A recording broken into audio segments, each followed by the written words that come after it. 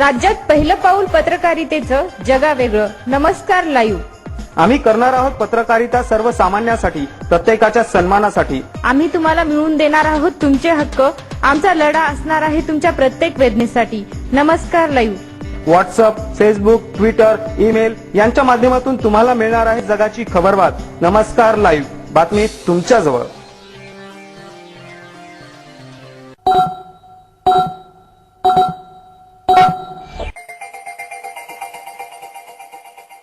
नमस्कार. आज दिनांक 5 ऑक्टोबर 2014. आपण ऐकत आहात नमस्कार लाईव्हचं दुपारचं बातमीपत्र. सुरुवातीला हेडलाईन्स. जम्मू काश्मीरमध्ये पाकिस्तानी सैनिकांकडून शस्त्रसंधीचं उल्लंघन, गोळीबारात 1 ठार 4 जखमी. किनवट भागातून भीमराव केराम यांची आघाडी, मत विभाजनात अडकले किनवटचे राजकारणी. नायगाव भाजपात फूट, जुने कार्यकर्ते आणि निष्ठावंत राजेश पवार पासून दूर. आयात बंडखोर नेत्याला स्थानिक भाजपाने नाकारले, भीमरावच्या प्रचाराला पुण्या मुंबईचे कार्यकर्ते येणार. वकिलाची पोलीस कॉन्स्टेबल सोबत हुज्जत, न्यायालयासमोर पोलीस कर्मचाऱ्याला केली मारहाण. राज्यात भाजपाची लाट, तरी नायगाव भागामध्ये भाजपाचा एक प्रवाह राजेश पवार यांच्या विरोधात. आता बातमीपत्र विस्ताराने. जम्मू काश्मीरमधल्या पूंछमध्ये पाकिस्तानी सैन्याने पुन्हा एकदा शस्त्रसंधीचं उल्लंघन केलं आहे. या गोळीबारात एक गावकरी ठार झाला असून 4 जण जखमी झाले आहेत. सीमेवरच्या भारतीय चौक्यांवर पाकिस्तानी सैनिकांकडून आज पहाटे जोरदार गोळीबार करण्यात आला. यामध्ये सीमा भागातल्या गावामध्ये दहशत पसरली आहे. पाकिस्तानी सैन्याने उखळी तोफांचा मारा केला असून त्यामध्ये अनेक घरांचं नुकसान झालं आहे. हा गोळीबार बराच वेळ चालू होता. भारतीय जवानांनी देखील या गोळीबाराला चोख प्रत्युत्तर दिलं आहे. किनवट मतदारसंघामध्ये आमदार प्रदीप नाईक यांना काँग्रेसकडून आकाश जाधव, शिवसेनेकडून डॉक्टर बी.डी. चव्हाण तर भाजपाकडून अशोक सूर्यवंशी यांचे आव्हान असून धनलाल पवार यांनी देखील या मतदारसंघातून मनसेकडून आपली उमेदवारी दाखल केलेली आहे.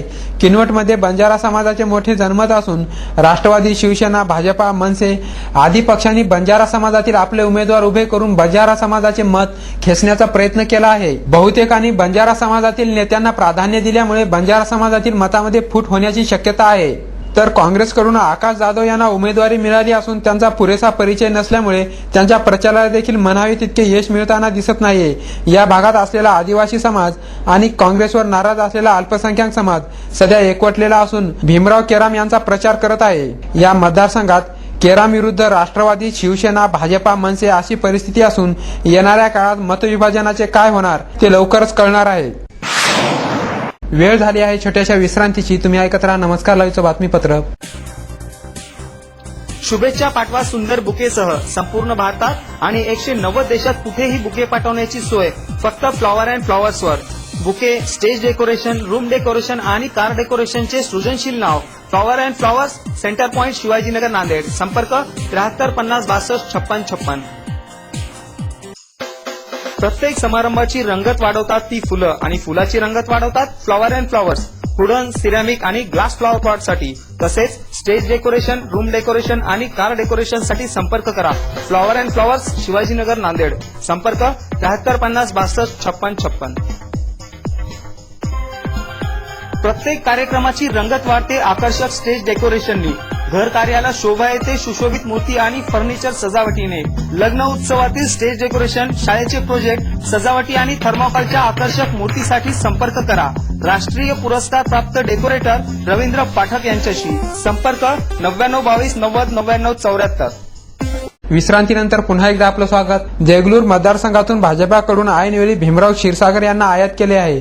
माजी खासदार भास्करराव पाटील खतगावकर यांच्या आशीर्वादाने सध्या भीमराव कमळ हातात घेऊन प्रचारासाठी मतदारसंघामध्ये फिरत आहेत. भीमराव क्षीरसागर यांना स्थानिक जनता स्वीकारेल का, अथवा व्यावसायिक आणि उद्योजक माणसाला देगलूरची जनता मत देईल का हा प्रश्न असतानाच भाजपाचे या मतदारसंघातील जुने दावेदार सुनील गायकवाड आणि त्यांचे कार्यकर्ते उत्तम बनसोडे, मिलिंद हावरगेकर, बालाजी शिंदे आदी कार्यकर्त्यांनी भीमरावच्या प्रचारापासून हात झटकले आहेत.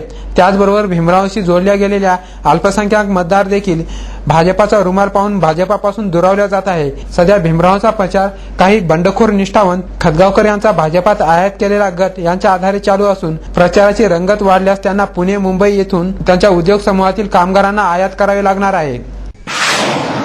काल सायंकाळी 5:30 वाजेच्या सुमारास न्यायालयाच्या आवारात ॲडव्होकेट राहुल रत्नाकर मकरे व इतर 3 जणांनी संगनमत करून न्यायालयाच्या आवारामध्ये कर्तव्यावर असलेले पोलीस कॉन्स्टेबल संतोष रघुनाथ जाधव यांच्याशी हुज्जत घालून त्यांना मारहाण केली. तसेच नागरिकांना विनाकारण अन्याय का करता असेही म्हणून त्यांच्याशी हुज्जत घातली. या प्रकरणी संतोष जाधव यांनी दिलेल्या फिर्यादीवरून वजीराबाद पोलीस ठाण्यात ॲडव्होकेट राहुल रत्नाकर मकरे यांच्यासह 2 जणांवर गुन्हा दाखल करण्यात आला आहे. भाजपाकडून नायगाव मतदारसंघासाठी राजेश पवार यांना उमेदवारी देण्यात आली असून त्यांना दिलेल्या उमेदवारीवर भाजपाचे जुने नेते आणि निष्ठावंत कार्यकर्ते नाराज आहेत.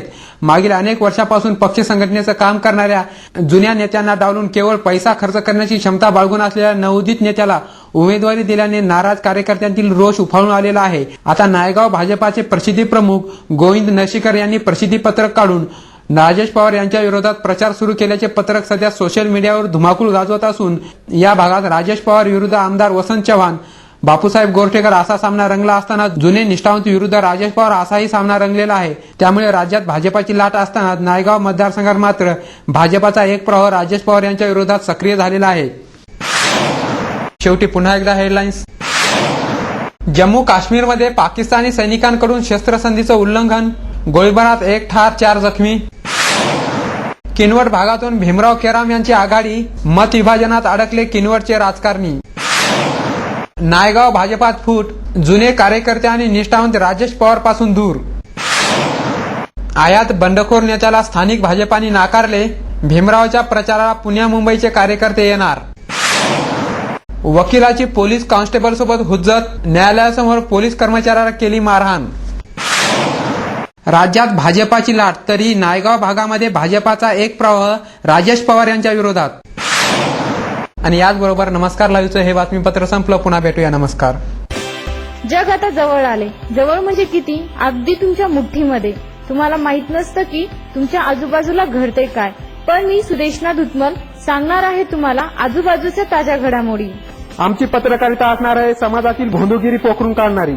मी भुजंग चव्हाण तुम्हाला सांगणार आहे विकसित डोळसपणा समाजातल्या शेवटच्या टोकापर्यंतचा. मी प्रशांत चलिंद्रवार तुम्हाला देणार आहे आज, आत्ता आणि ताबडतोब घडलेली प्रत्येक बातमी सखोल विश्लेषणासह. नमस्कार लाईव्ह बातमी तुमच्याजवळ.